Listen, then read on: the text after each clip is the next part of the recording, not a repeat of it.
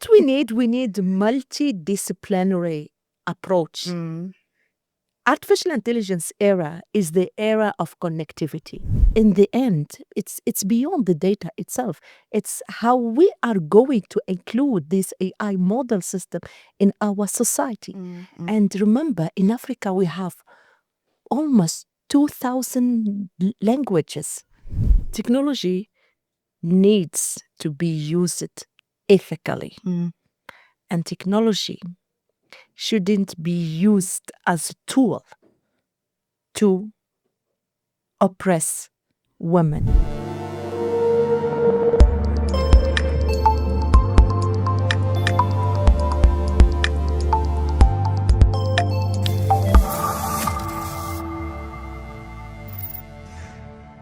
This episode of ITWeb TV is brought to you in association with ITWeb Security Summit, celebrating 20 years of bringing together this cybersecurity industry.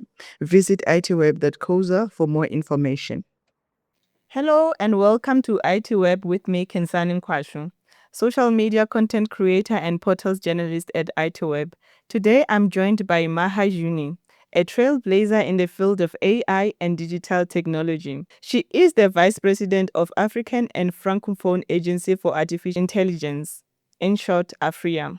And she is also a former researcher at AI Global Index.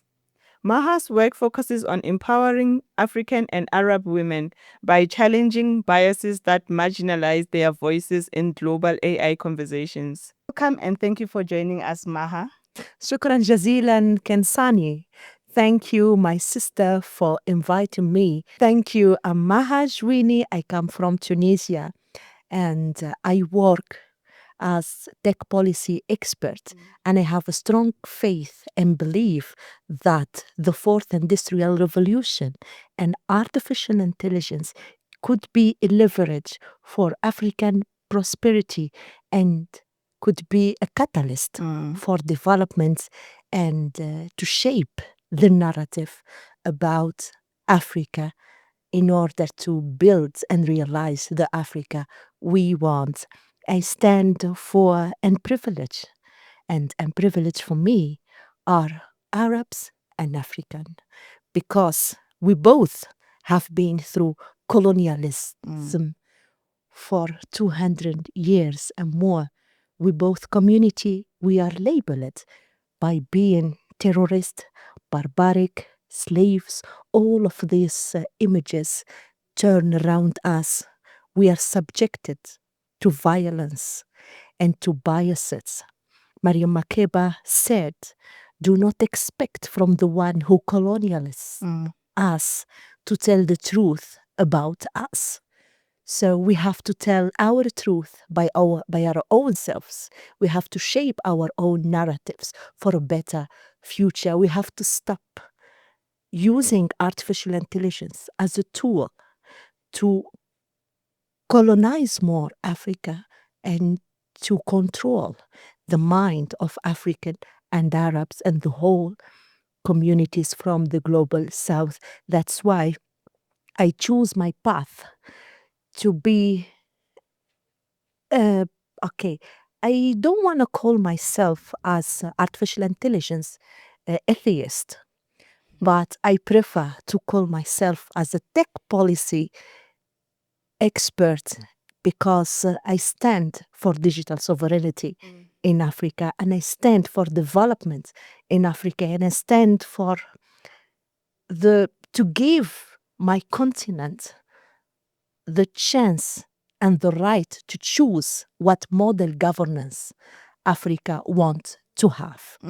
So I'm more Pan-African, I'm more a freedom fighter, if you want to call it.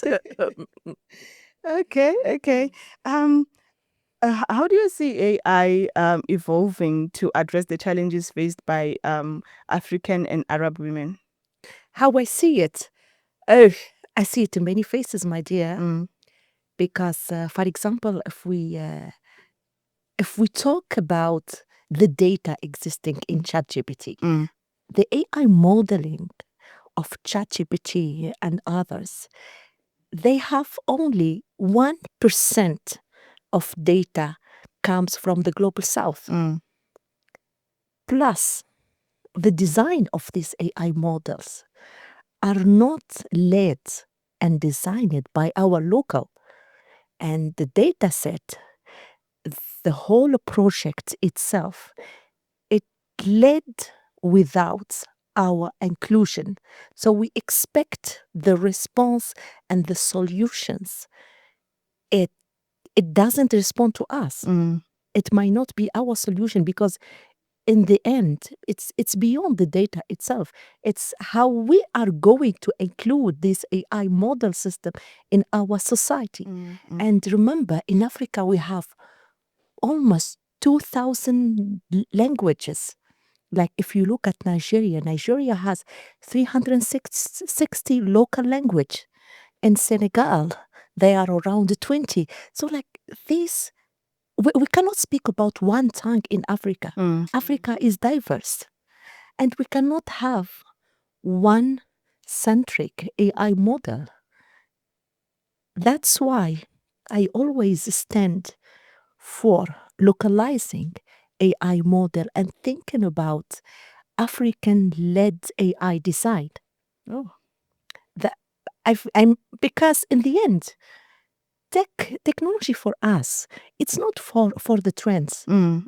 Technology is to facilitate our life, and technology is for everyone. If, for example, I worked before in Senegal, and I like the experience of Wolof for AI. Wolof is native language in Senegal, so engineers there, my friends, they develop an AI model which was fed by Wolof language and respond in Wolof.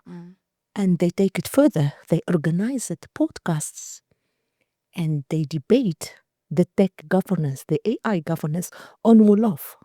And that experience was very powerful and impactful because it secured the engagements of people and made the tech space democratized.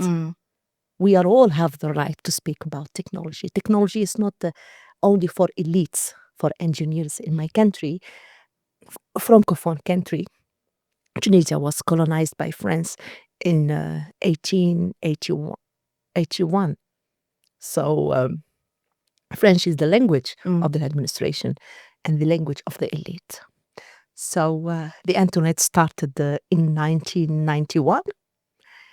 First country which has the internet, first African nation, but the installation of internet was only on the city, on the capital. So by the time we realized that internet and ICT system, it only belongs to the privileged, the people who are in the city. And then by the time we are realizing that the debate around the internet, les droits digital, having Wi-Fi at house, it was only accessible to the people who are in the city, dans les cités.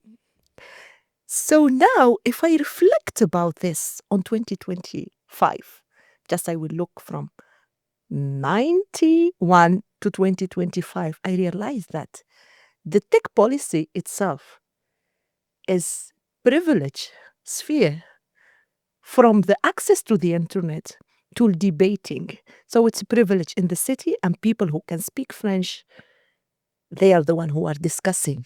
Because in my home, if you look at computer sciences and the whole of this sciences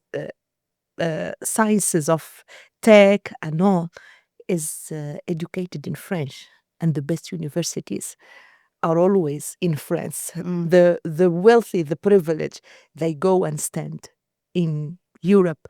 So we belong to a continent, unfortunately, where science is taught in a foreign language. What AI can do, because now we are calling for democratizing artificial intelligence, democratizing AI governance. We have to break down the debate in the local language. And I started that on giving training on artificial intelligence in Arabic, giving contents about AI sciences in Arabic, because democratizing start to be in the non-urban zone, out of the cities. Democratizing have to be in the different languages. Democratizing of tech policy sphere, it has to speak about users, not about experts who sit and give advices. We are not looking for advisors. We are looking for multidisciplinary field where everyone, all of the voices are included. I hope that my idea is clear. Yeah, it is. What role do you think technology can play in bridging the gender gap, and how can we accelerate progress? Okay, technology needs to be used ethically. And technology shouldn't be used as a tool to oppress women. I give you an example. I'm a Muslim. And if you look at Iran today, at Tehran today, in Iran, what the government is doing now to cut the women who are not wearing hijab, which is the headscarf, they put surveillance cameras inside Tehran. These surveillance cameras, their role is to cut every woman who doesn't wear the headscarf. And this surveillance system has already the option of facial recognition.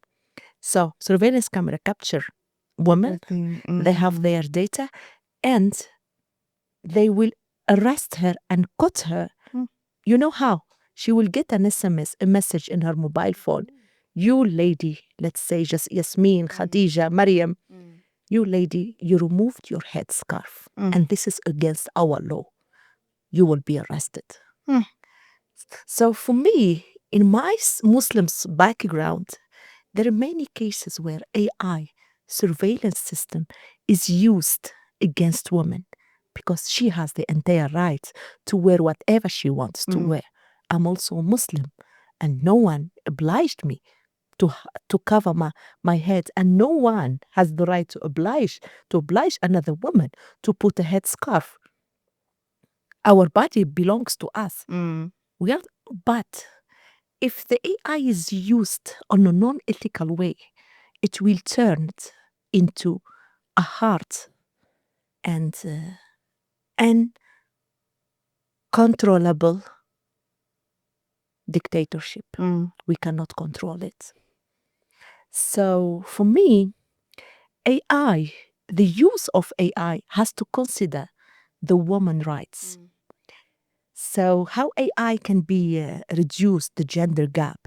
If we understood that science has no gender, because if you look at reports of UNESCO about the percentage and the rate of women in the engineering field, especially, in the field of artificial intelligence, UNESCO told us that the rate of women in AI field is 20%. Oh. Yeah. And in Africa, yet the percentage of women in the tech industry, it's still below 50%. In my country, the rate of unemployment of women, 24% of women are unemployed. And these women, like almost 90% of them, they are, we call them ashab shahadat, like they're women who hold a high universities degrees. So it's not like they don't have qualifications. no. They are very high qualified, but they are subjected most of the time to unemployment because in the workforce is under patriarchal system. The workforce privilege men, the women. Another thing, if you look at the feminization of poverty phenomenon in the continent, you will realize that almost 30% of African women, they're living in poverty. We are on the continent where poverty is in correlation to gender. Women are subjected to poverty. Women are subjected to violence. And we have really to be careful on using artificial intelligence modeling because what we have now is not positive towards African. So we need to pay attention how we use it. We don't want AI another catalyst for poverty and gender-based violence on the continent. What role do you think technology can play in bridging the gender gap, and how do you think we can accelerate the progress? For me, first of all, is empowering African infrastructure. Unfortunately, in our continent, we are on more than 40% of people who doesn't have access to electricity.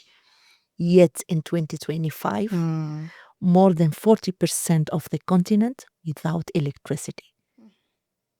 Second point is reducing the cost of internet. The cost of internet in Africa is highly expensive. It's very expensive, yeah. I agree. Also, we are facing the limited internet access in Africa. If you look at the rate of internet access in the whole of West Africa, 50%. If you look at internet access rate in East Africa, Burundi, for example, less than 30%. Congo, less than 30%. Addis, Ethiopia, almost 50%. The percentage is very low. And it is very, very sad that we are nowadays talking fourth industrial revolution and we are yet facing the limited access of internet and electricity. On top of that, we are the continent of skills shortage and brain drain. Where are the African experts in artificial intelligence? All of them outside of the continent. While the continent itself is suffering from skills shortage. Today, if you look at the number of engineers who are quitting the continent to work in Dubai, to work in Qatar, to work in China, to work in Europe, we are losing our brains. These are the future. These are the one who's supposed to give us solutions and to build the prosperity for our Africa. And I think this is a very challenging point.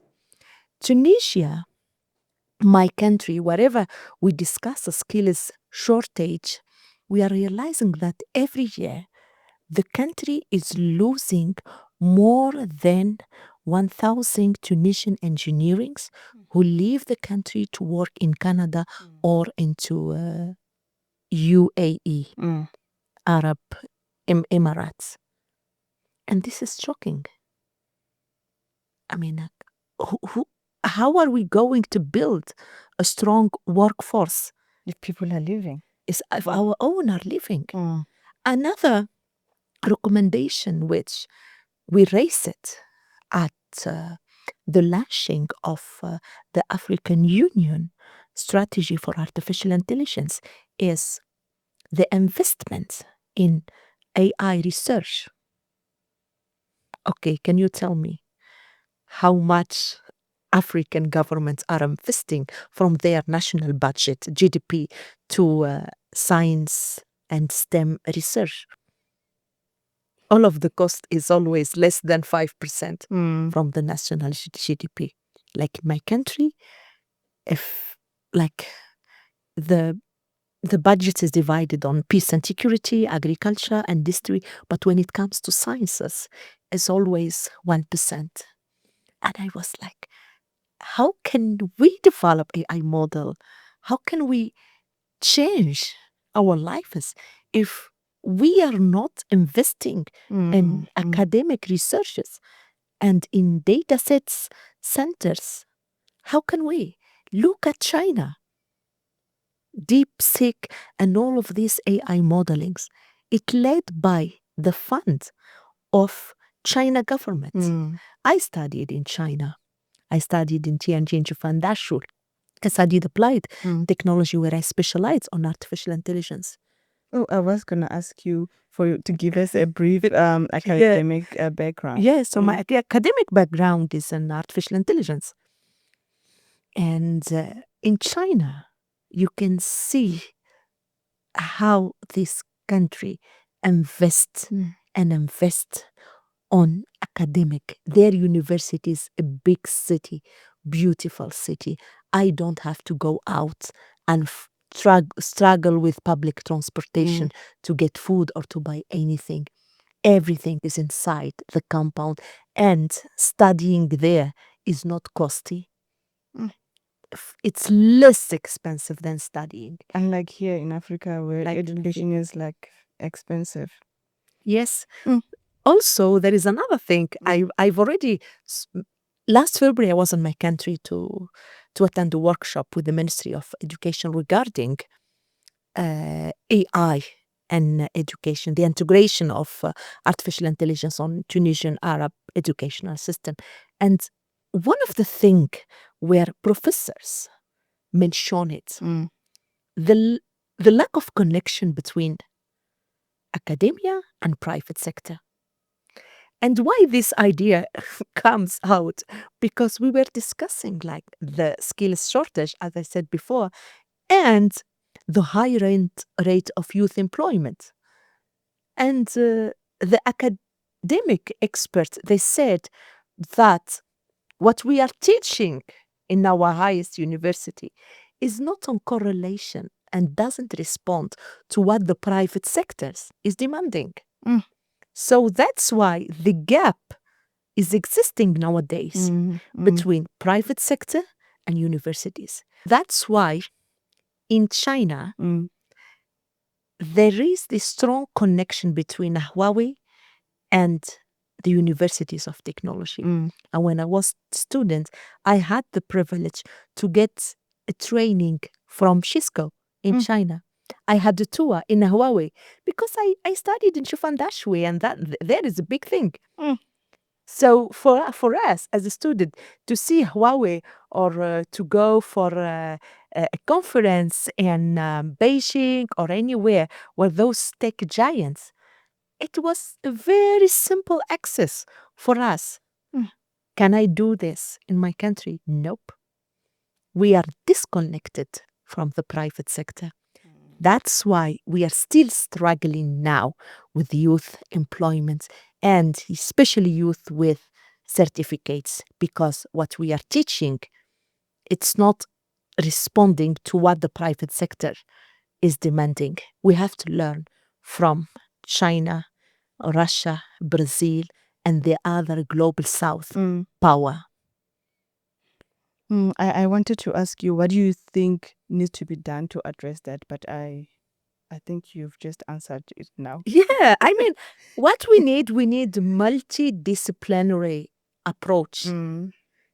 Artificial intelligence era is the era of connectivity. Me, I cannot give you the answer. You by yourself, you cannot. We need multi-visions to respond to the answer. We are in a cross-cutting area. If you look at France, for example, when they discussed the data sovereignty in 2014 with the philosopher Eric Sadin, the debate was not only led by philosophers. We have witnessing engineering, political experts, people from multi places. They were discussing the data sovereignty in France because at the time they realized that the Chinese companies are taking over the clouding system in France. So philosophers start to write and experts start to talk. However, after 10 years, you know that this debate started in Africa after many years. When we look at it, in Africa, it's like very, very elite. Are we discussing technology and society in our national media? We are not. We are still in our narrow spaces, which is very problematic. We didn't yet understood that tech is about users. It's about everyone. Yeah, so I go back to my starting point. Okay. And how do you see technology, especially in the AI sector, evolving in the next 5 to 10 years? Okay, I'm positive. I have faith on African capacities. And I call African to have faith on themselves and to invest on AI solution and rely on themselves to create and empower the African tech workforce because it's with our hands, whether we invest on our startups, on our economy, or we not, because no one will be coming and support us. We have to rely on ourselves. We have to work together. We have to find solutions for financial deficits. We have to enhance the inter-African trade instead of bringing product from outside. We have to learn how to trade among each other. We have to learn how to have faith on our African capacities. We have to treat African mindset as well as we are treating the external mindset. Because if you people you don't have faith on your own selves, no one will do that. That's true. So I'm positive, and I like to say in Kosi Sekilele Africa, I said it. I like to say it in Arabic, Ilahi Barik Afriqiya. And I hope that we embrace the era of artificial intelligence with bravery, with wisdom, and with Pan-African values. Thank you. Also spoke about the high unemployment of the youth. How do you think AI can address that? AI, actually, okay, this answer is complicated because I can come up with two different answers. AI can be a threat to the workforce in the continent because AI now is doing the human being tasks. AI is creating content. AI can tell you about AI ethics in my place. AI is doing our human actions, right? So if we are not enough skilled, AI is ready to take our jobs. And you are journalist. So I think you can remember in 2020 when a chatbot of BBC come up and start to respond to comments. You can remember how many journalists have been fired from Al Jazeera because the integration of artificial intelligence is taking the tasks of analysis, collecting data, photos, graphic. So these big companies, instead of keeping humans, they integrate AI, which is less costly than paying humans. So this scenario is happening. The other scenario that if we focus on a human-centric design and thinking about how to use AI for human and how to use AI to skills youth and to create more job opportunities, then AI might serve a human being and it can be a catalyst for job employment in the continent. And our continent has, more than half of the continent, our youth are below 30. We really need to think and reflect on youth dividends and reflect on how we can use our human power in fourth industrial revolution and how to build a great economy with the human power we do have, with our talent, our sources. We do not need anything from outside. Just we need our wisdom and political willingness to raise. And what advice would you give to women who are just starting in the tech industry? Okay, whenever I get this question, okay, I'm always laughing. Okay, if I have an advice, I keep saying the same answer. Mm. What Miriam Makeba sing, a luta continua. Mm. Don't give up your fight. Tech industry is not full of flowers. Do not expect that we will be opening the door for you and we will be talk to you about equity, gender, and all this. Nope. The workforce reality is different from what we learn at school, from what we read articles. Nope. Ladies, you have to fight for yourself and you have to enhance the woman solidarity. Because no one can understand your struggle apart of a woman like you. So I would call for bravery and woman solidarity. Woman. Yes. Thank you for joining us, Maha. Thank you for your time. Thank you for your sharing your thoughts with us. We really appreciate it. Thank you, my sister. I'm pleased and I'm blessed because I'm with you and again in Kosi Sekilele, Africa. Thank you, my comrades. Thank you for having me. For this and more, please subscribe to ITWeb TV. Thank you for joining us. This episode of ITWeb TV is brought to you in association with ITWeb Security Summit, celebrating 20 years of bringing together this cybersecurity industry. Visit itweb.coza for more information.